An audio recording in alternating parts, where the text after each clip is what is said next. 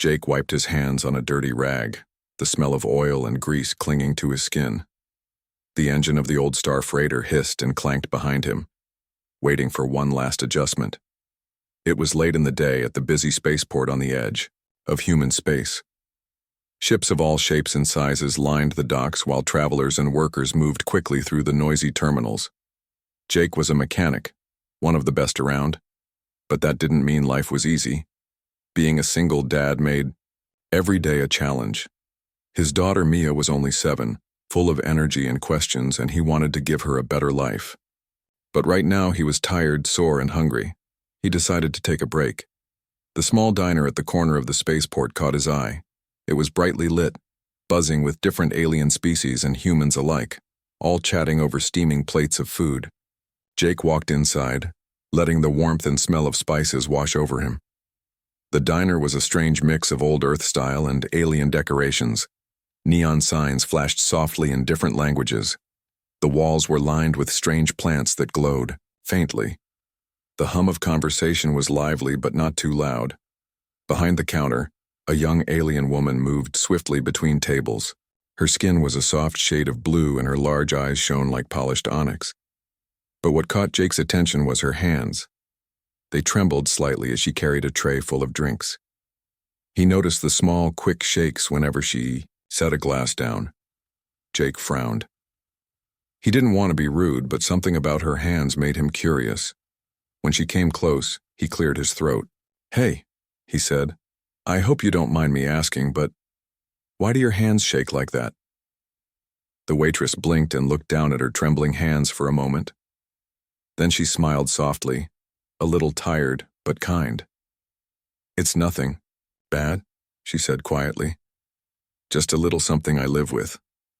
Jake nodded. "I've seen soldiers shake after a long war," he said, "or people with nerves from hard work. But I'm guessing there's more to your story." She hesitated, then shrugged.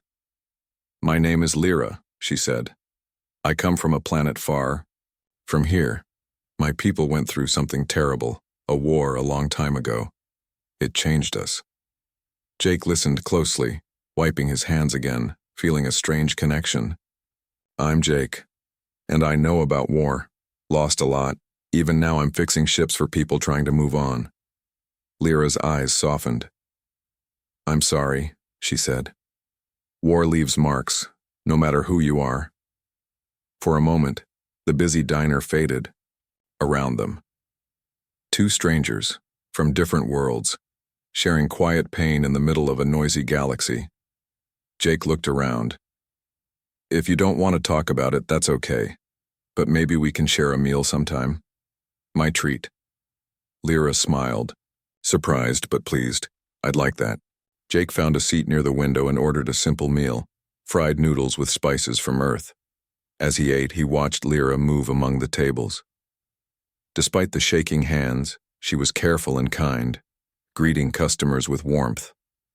Mia's face came to Jake's mind, his daughter waiting at home with her homework and stories to tell. He thought about how hard life was, but also how moments like this made it all worth it. The bell over the diner's door jingled again, and a group of rough-looking traders walked in. They talked loudly, eyeing the customers. Jake felt a chill.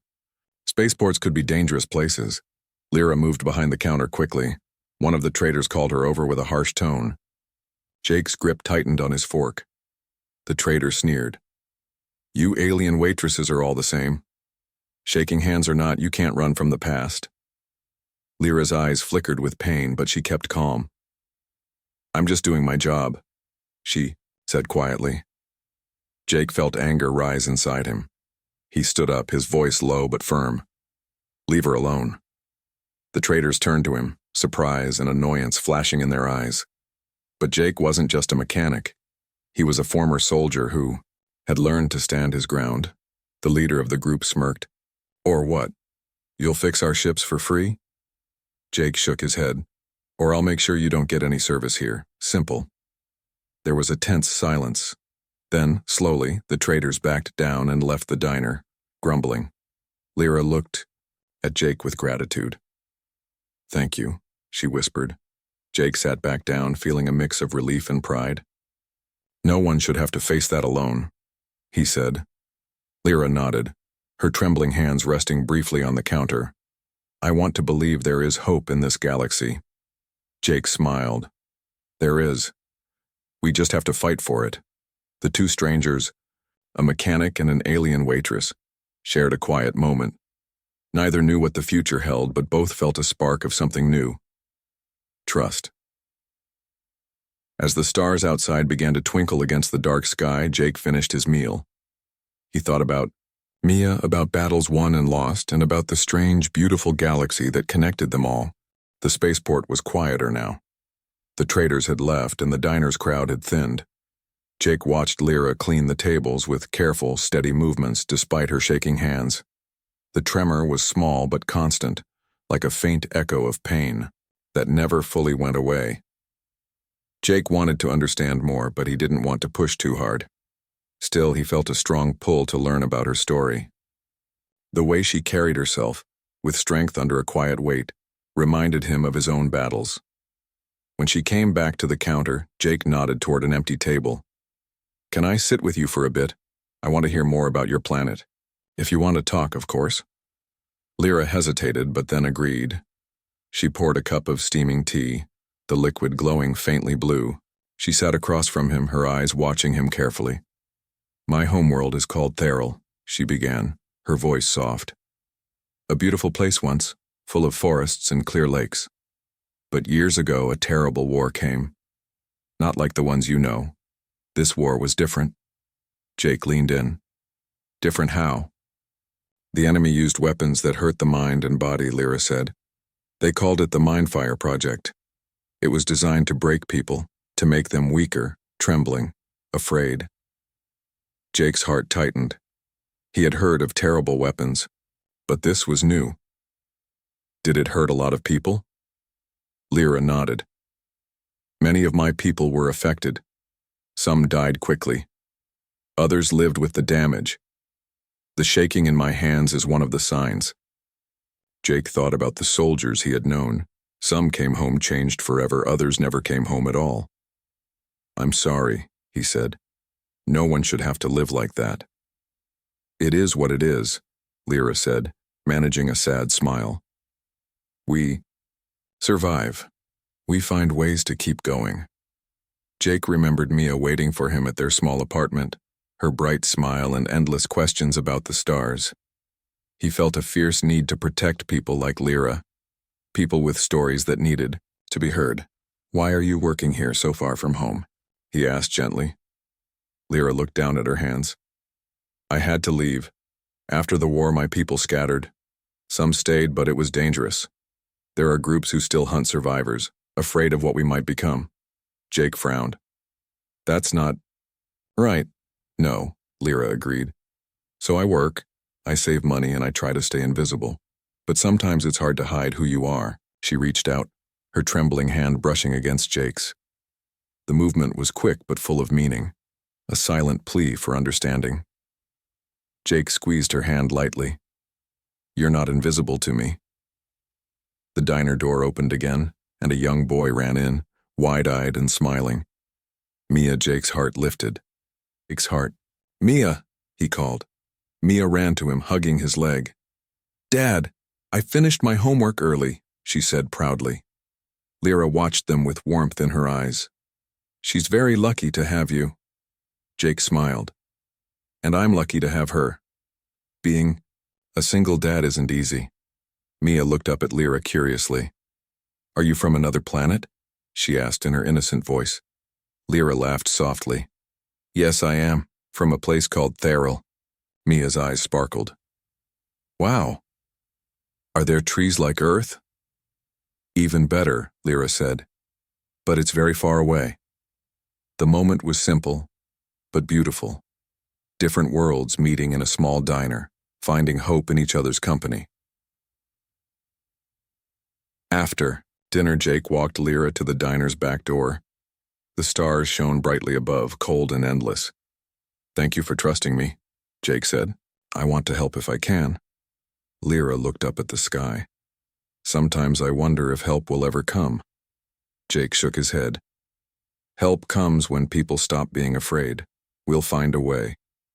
They said goodnight, but both felt the night was the start of something new, a friendship built on shared pain and hope.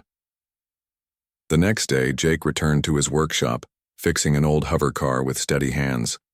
But his mind was elsewhere, thinking about Lyra's story and the secret dangers she hinted at. That afternoon as he worked, the communicator beeped urgently. It was a message from the spaceport security, strange reports of unknown ships, scanning the docks looking for someone or something.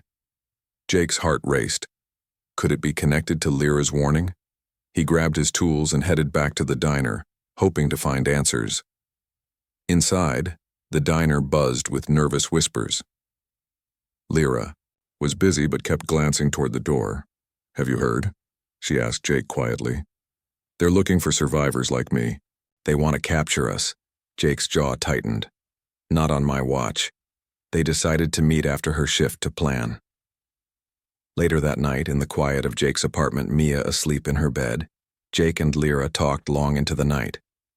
Lyra shared more about the mindfire weapon, how it worked like a poison in the nervous system, how survivors were hunted not for money but fear. Fear that those affected might become dangerous or different. Jake listened, his mind racing. He was a mechanic, not a soldier anymore, but he knew how to fix things.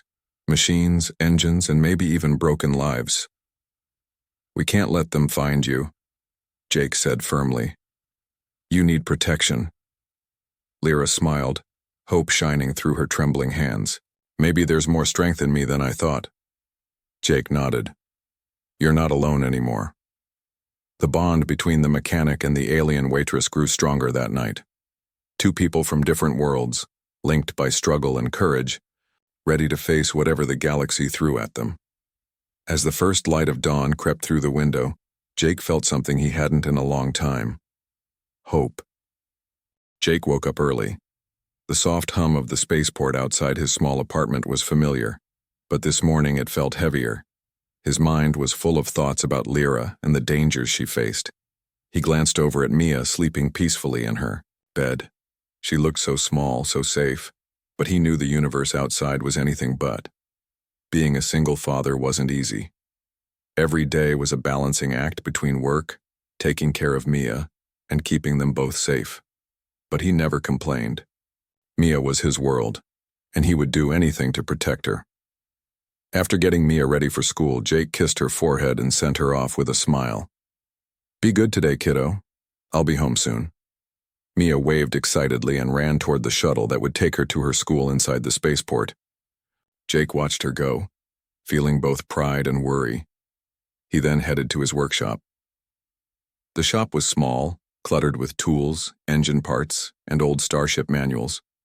Today he worked on a damaged power core for a cargo ship. The job was tough, but his hands moved with skill and experience.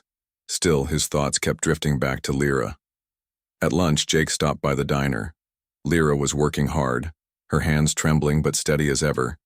She noticed Jake immediately and smiled. "Hey, Jake," she said quietly.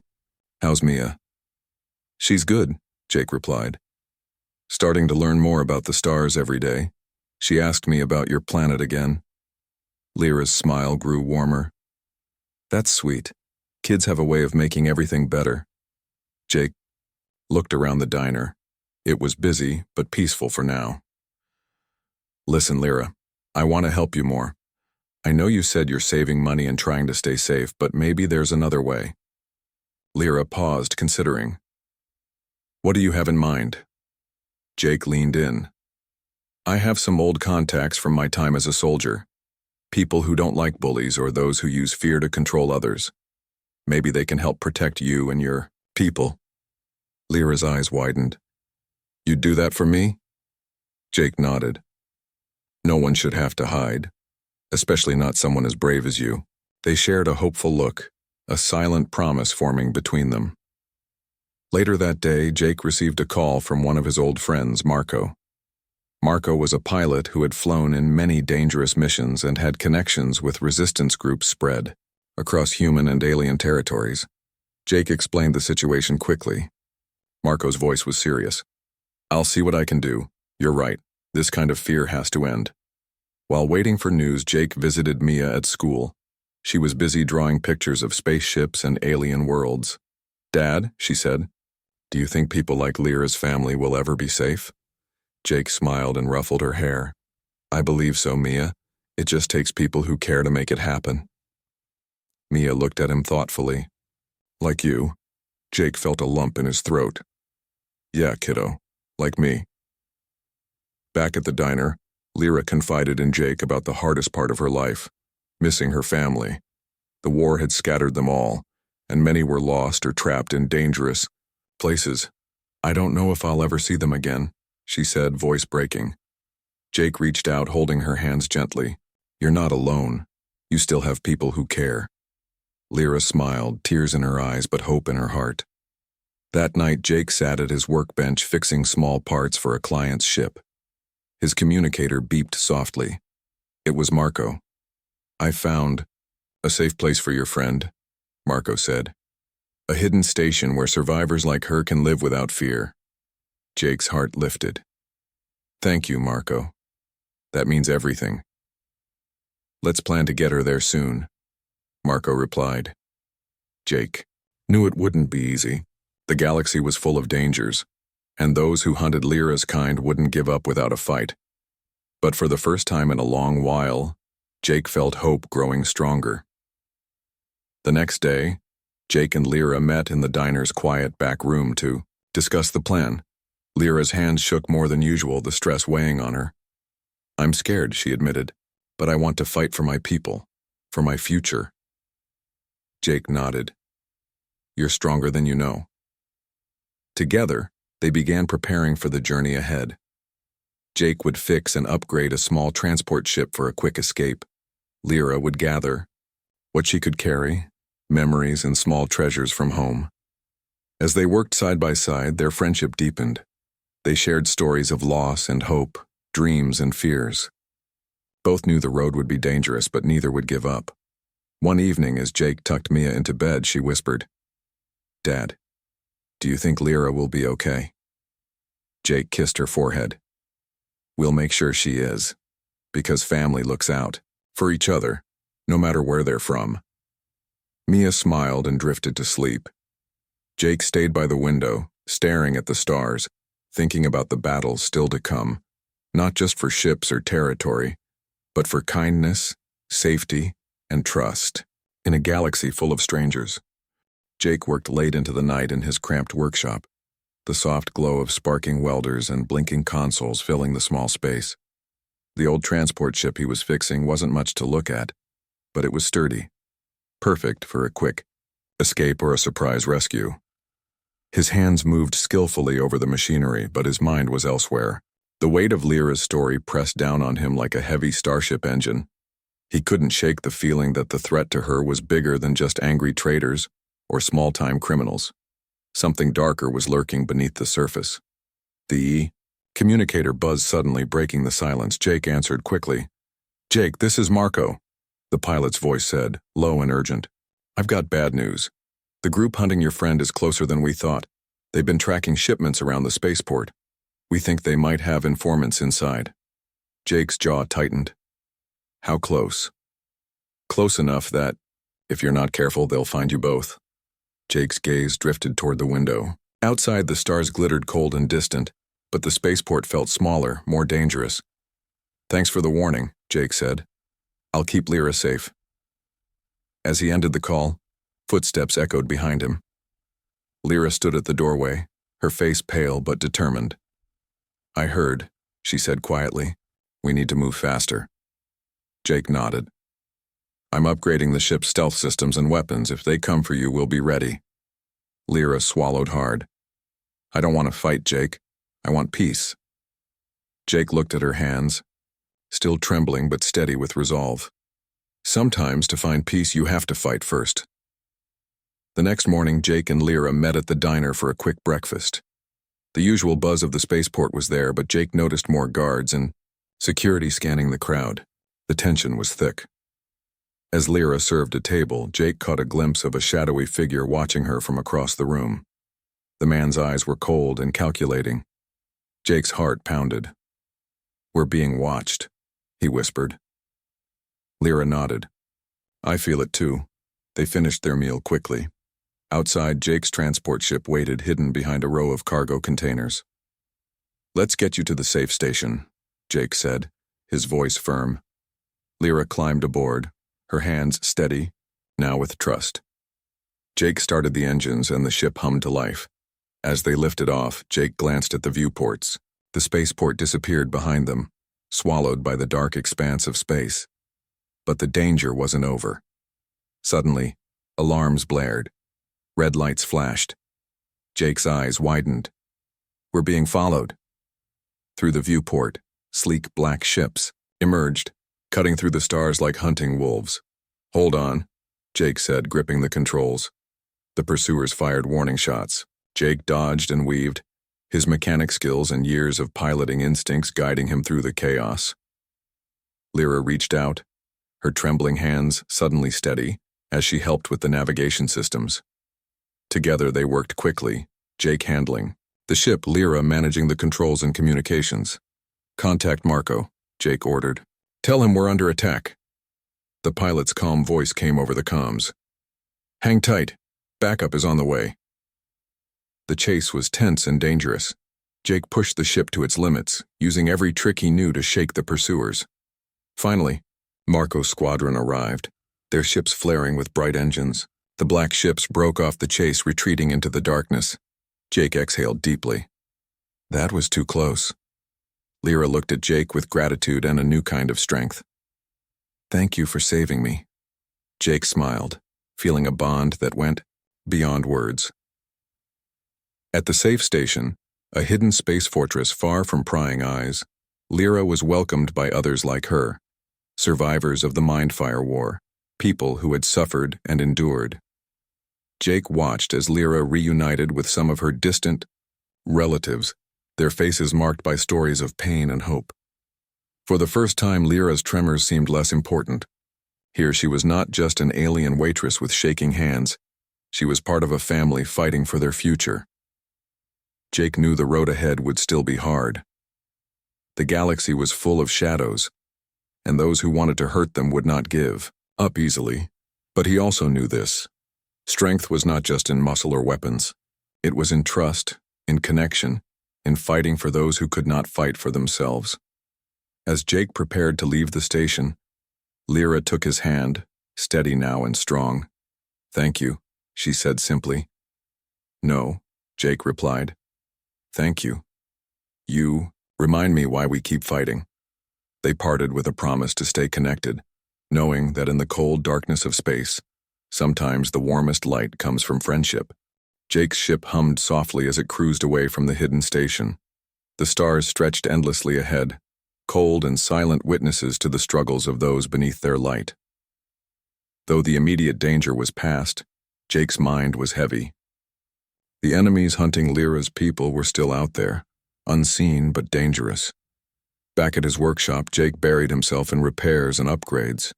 Every bolt tightened, every circuit rewired, was a step toward protection, for Lyra, for Mia, and for himself.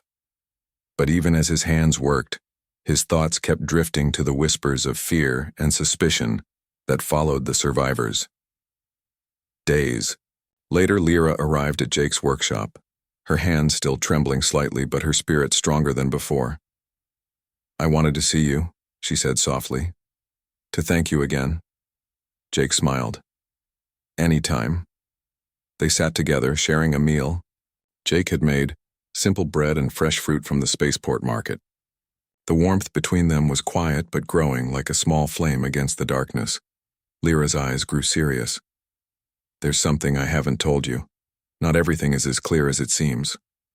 Jake raised an eyebrow. "I'm listening." Lyra took a deep breath. "The group hunting us, they aren't just criminals or soldiers. They have a leader, someone powerful, with plans far beyond capturing survivors." Jake leaned forward. "What kind of plans?" "Control," Lyra said.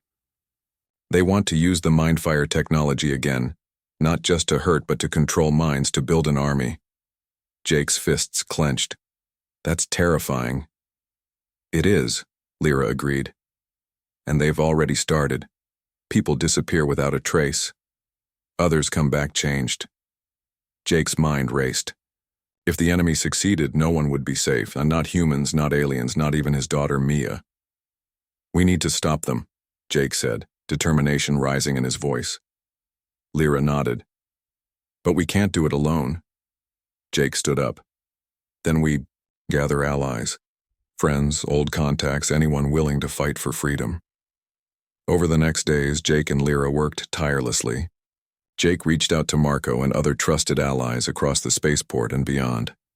Lyra connected with survivors who still believed in hope. Together, they formed a small but determined group. Mechanics, pilots, former soldiers, and survivors, each bringing skills, stories, and courage. One evening, Jake and Lyra sat atop the roof of his workshop, watching the stars. Mia played nearby, her laughter light and free. Jake smiled. She's going to grow up in a better galaxy. Lyra looked at him. Because of people like you? Jake shook his head. No, because of people like us. People who refuse to give up. Their plan was simple but dangerous. To expose the leader of the Mindfire Hunters, to destroy the weapon, and to free those still trapped in fear. But first, they had to find where the enemy hid. Information came slowly, piece by piece. Rumors of a secret base on a distant asteroid, guarded by the enemy's strongest forces. Jake and Lyra prepared for the mission. The tension was high, but the hope stronger. On the day of departure, Mia hugged her father tightly. "Be careful, Dad," she whispered. Jake kissed her forehead. "I'll be back, I promise." Lyra stood beside him, steady and brave. "We fight together." The ship lifted off, cutting through the blackness toward the unknown. The journey was long and tense. Every shadow in space felt like a threat. When they reached the asteroid, the enemy's base loomed like a dark fortress against the stars. Jake checked the ship's systems one last time. "Ready?" Lyra nodded. "Ready?" They slipped through. The asteroid's defenses using the stealth upgrades Jake had built. Inside the base, the halls were cold and silent. The air was heavy with danger. Jake's heart pounded as they moved carefully, searching for the control room where the Mindfire technology was kept. Suddenly, alarms blared. "They found us," Lyra whispered. Jake pulled out a small weapon, the soft glow of its energy comforting in the darkness. They ran, dodging guards and traps. The shaking in Lyra's hands returned, but this time with purpose, the tremors fueled by adrenaline, by the fight for freedom. Finally, they reached the control room. Jake hacked into the system while Lyra kept watch.